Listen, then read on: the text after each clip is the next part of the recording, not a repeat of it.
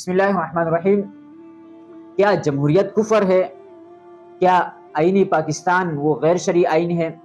یہ دو بہت اہم سوال ہیں اور آج کل بہت زیادہ لوگ اس پر تبصرے کر رہے ہیں، حالانکہ دونوں طرفین بہت افراط و تفرید کا شکار ہیں۔ ایک طرف تو یہ کہہ رہے کہ بھائی آئین پاکستان مکمل طور پر یا جمہوریت کفر ہے، لہٰذا ووٹ نہ دیں، ووٹ کی کوئی حیثیت ہی نہیں ہے، اور دوسری طرف اس کو اپنے لیے ایک آئیڈیل سمجھتے ہیں۔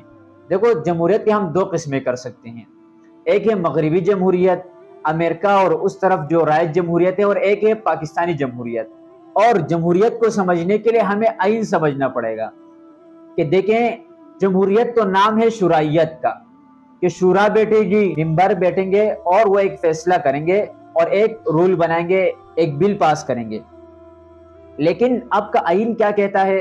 تو دیکھو، ایک ہے مغربی جمہوریت جہاں پر یہ بات مینشن ہے کہ حکمرانی جو ہے وہ عوام کی ہے، جسے کہا جاتا ہے government of the people by the people for the people, کہ عوام کے حکومت عوام کے ذریعے عوام ہی کے لیے۔ تو یہ تصور غلط ہے، کیونکہ اللہ تبارک تعالیٰ قرآن میں فرماتے ہیں ان الحکم الا للہ، کہ بھائی جو حکم چلے گی، جو حکمرانیت ہوگی وہ اللہ تعالیٰ کی ہوگی۔ یہ تو سائڈ پہ ہو گیا کہ بھائی مغربی جمہوریت جو ہے وہ یہ کہہ رہے کہ بھئی عوام کی حکومت ہوگی اور عوام کی حکومت عوام ہی کے ذریعے آئے گی اور عوام پر ہی ہوگی۔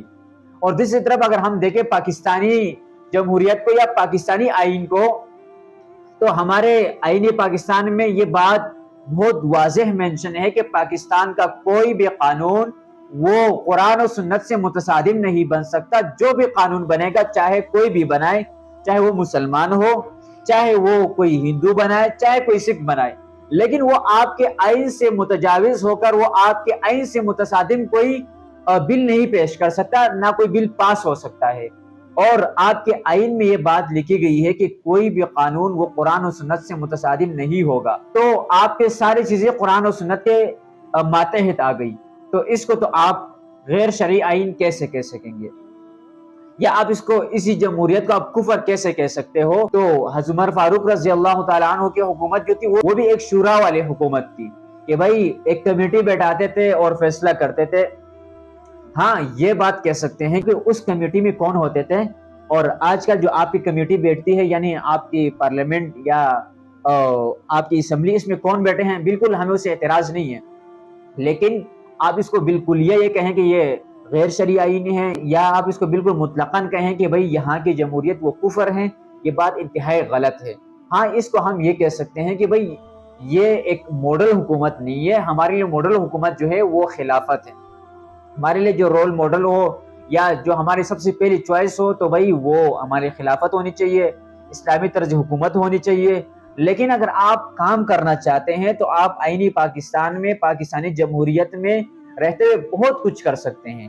اور اگر آپ اسی طریقے سے مطلقاً فتویٰ لگائیں گے کہ بھئی پاکستانی آئین غیر شرعی آئین ہے یا یہاں کی جمہوریت کفر ہے، تو پاکستان میں اکابر علماء کرام کے طویل فہرست چلتی ہوئی آ رہی ہے اور آج بھی موجود ہیں، تو کیا آپ ان پر کفر کا فتویٰ لگائیں گے؟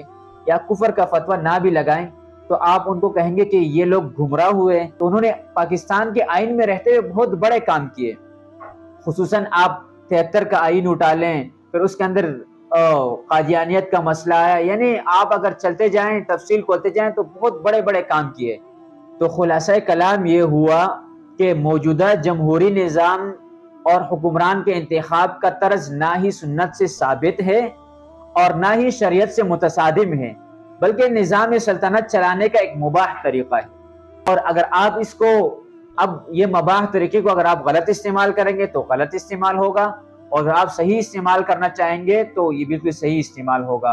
اور اس کے بعد بھی اگر آپ کو کوئی بل پاس ہوتا ہے، اور فرض کر لیں کہ وہ غیر شرعی بل پاس ہوا، اس کے بعد آپ کے پاس اسلامی نظریات کونسل موجود ہے کہ بھئی وہ بل آپ وہاں پہ لے جائیں، اسلامی نظریات کونسل، اور فرض کر لیں وہاں سے بھی پاس ہو کر آگے چلے گیا، تو بھئی دیکھیں آپ کی سپریم کورٹ کا اختیار حاصل ہے کہ وہ کوئی بھی بل ایک ہی فیصلے میں اڑا دے، اور آپ کی سپریم کورٹ میں شرعیہ اپلیٹ بینچ کا ایک پورا پینل بیٹھتا ہے، تو وہاں سے تو وہ اس بل کو بالکل یکسر ختم کر سکتے ہیں۔